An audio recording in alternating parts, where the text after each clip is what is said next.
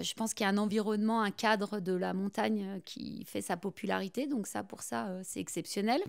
Les gens, ils peuvent venir faire du ski, faire de la montagne, mais le soir, ils peuvent sortir. Il y a des magasins, il y a un centre-ville, quoi. On a la chance d'habiter dans une vallée qui bouge beaucoup et où on a la chance d'avoir de beaux espaces de jeu pour pratiquer le sport, que ce soit l'été comme l'hiver. Donc ça, c'est très agréable. Et j'aime ça, la sportivité de Chamonix. On vit avec passion ici, c'est aussi ce que j'aime à Chamonix, c'est que tout le monde vit avec passion ici. Une ville avec tous les bénéfices d'une ville, mais avec aussi tous les attraits d'un site naturel quasi unique au monde. Il y a une certaine fraternité qui se passe ici. C'est cosmopolite parce qu'on a quand même beaucoup de différentes nationalités. C'est une ville très dynamique. Nous, en tant que travailleurs, nous avons toujours du travail à Chamonix. Toujours de l'activité, toujours une belle attractivité. C'est une ville à la montagne, mais son âme, c'est qu'à la base, c'est quand même la capitale du ski et de l'alpinisme. Ce contact, ce rapport à la nature, aux saisons, aux vraies saisons, c'est un choix de vie. C'est vraiment un vrai choix de vie, en fait, de vivre dans la vallée. C'est le paradis ici du cantonnier, parce que c'est magnifique. Regardez le bureau. Que je trouve que la ville s'est embellie, que ça bouge souvent, et puis voilà quoi. On peut faire beaucoup de choses quand même ici. On n'est pas perdu dans les montagnes, on peut faire plein de choses. Il y a beaucoup de points positifs, notamment les transports en commun déjà. On n'a pas peur à Chamonix de se balader avec des enfants ou de les laisser aller prendre le bus et aller à la piscine ou rejoindre des copains. D'une part, le logement et toutes les problématiques environnementales. La pollution de l'air est quelque chose qui inquiète énormément les gens. Le premier problème, ce sera celui-ci, le problème atmosphérique. On est à la montagne et on respire plus mal qu'à Paris certains jours d'hiver. À vivre, c'est compliqué parce que c'est cher. C'est pollué. De plus en plus, on voit au fil des années qu'il y a moins de personnes qui viennent pour travailler à Chamonix parce qu'on ne trouve pas de logement. Les chamonières qui ne sont pas venus de l'extérieur, qui veulent travailler dans la vallée, je pense aux jeunes en particulier, c'est un réel problème parce qu'à cause de cette pression foncière gigantesque et du prix des logements, ils ne peuvent plus se loger. Donc la vallée, elle perd des habitants en ce moment, hein, et ça, c'est un vrai problème. On assiste quand même à un dépeuplement quand même de notre vallée depuis plusieurs années, hein, parce que la vie est chère.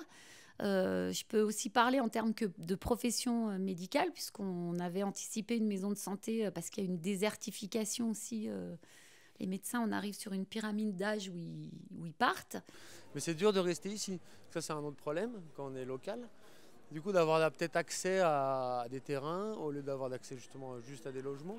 Il y a vraiment un gros problème de transport. On a très peu de bus, très peu de trains et les horaires ne sont pas adaptés. C'est le transport public, hein. C'est difficile. J'ai un atelier qui est tout petit et j'ai du mal à répondre en fait à l'attente des clients. On aurait vraiment besoin d'un local plus grand pour pouvoir accueillir plus de monde et dans des meilleures conditions. C'est 66% du parc immobilier qui est de la résidence secondaire. Quand on fait le tour dans Chamonix, il y a énormément d'endroits qui sont fermés toute l'année et il y a beaucoup de gens qui n'arrivent pas à se loger. Le stationnement, la circulation, ça a quand même bien évolué. Un des plus gros sujets aujourd'hui, c'est quand même le transport. Il manque un certain nombre d'infrastructures commerciales pour les commerces de proximité de tous les jours. La priorité, l'environnement, forcément. Pour moi, la priorité, ça c'est l'environnement. Peut-être des actions radicales au niveau des transports pour vraiment limiter les va-et-vient inutiles. La question de la mobilité en général, c'est vrai qu'on envie les villes suisses qui laissent leurs voitures à l'entrée de la ville. Il faudrait aussi arriver à faire un parking relais au pied de la vallée pour que les gens viennent dans la vallée autrement qu'en voiture. Monter les gens en train le plus possible. Diriger le tourisme vers autre chose que du tourisme de masse qui vient consommer le ski, qui débarque en voiture et qui au final ne prend pas vraiment conscience de l'endroit où il est. Ça devrait être une belle station piétonne, que ce soit été comme hiver, et plus accès aussi pour les personnes qui sont là à l'année et pas seulement les touristes. Plus d'artistes et d'artisans et moins de pollution. Voilà, un peu plus de place. Une zone artisanale, ce serait le top.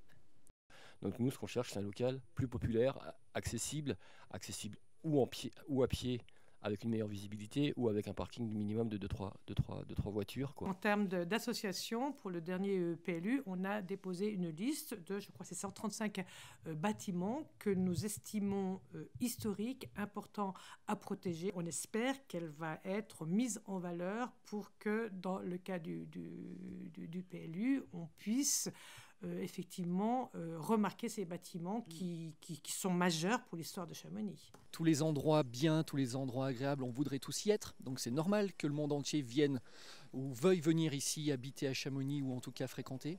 Comment lutter contre ça? Je pense que c'est le principal enjeu. C'est cet équilibre entre attractivité et qualité de vie pour ceux qui ont fait Chamonix et qui continuent de faire Chamonix au quotidien.